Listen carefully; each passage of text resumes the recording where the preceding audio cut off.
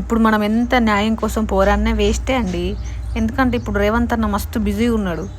ఇప్పుడు పేదల ఇండ్లు కూలగొట్టి వాళ్ళ జీవితాలను నాశనం చేయడంలో చాలా బిజీగా ఉన్నాడు ఇప్పుడు అన్న. మనం చెప్పేది అన్న చెవులకు వినబడది. అన్న చేసిన పనులు ఏందండి చెప్పండి ఒకసారి. ఈ హైడ్రాని తెచ్చిండు. హైడ్రా కూడా మన జీవితాలు నాశనం చేయనీకే. ఫ్రీ బస్ అంట. ఆ ఫ్రీ బస్సులు ఎవరు తిరుగుతురు చెప్పు. ఆ ఫ్రీ బస్ తెచ్చి మన డ్రైవర్ అన్నల కడుపుల మీద కొట్టిండు. అంతే కదా.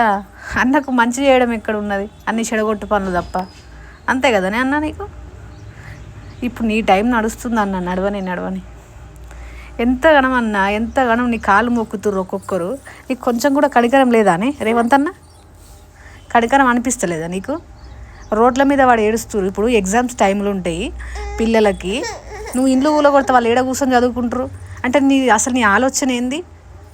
ఇప్పుడు ఇళ్ళతో ఆగిపోతావా, లేదంటే స్కూళ్ళు కాలేజీలు కూడా కూలగొట్టేస్తావా? ఎందుకంటే ఇప్పుడు అవి చదువుకున్నారు అనుకో పిల్లలు, రేపు నీ మీద తిరగబడతారు కదా, ఇలాంటి పనులు ఎందుకు చేస్తున్నావు అని చెప్పేసి. అవి కూడా కూలగొట్టేసి ఒక పని అయిపోతుంది. నీకు అంత చల్లగా అవుతాయి. అప్పుడు నీకు తిరగబడేటోళ్ళు ఉండరు. నువ్వు ఏ పని చేసినా అందరు తలూపటోళ్ళు తప్ప. అదే కదా నీ ప్లాన్ అంతా. ఎందుకు ఇట్లా మా ఉసురు పోసుకుంటారో నేను గెలిపించినందుక? అయినా మాకు బుద్ధి లేదు, నేను గెలిపించినాం చూడు మా చెప్పు.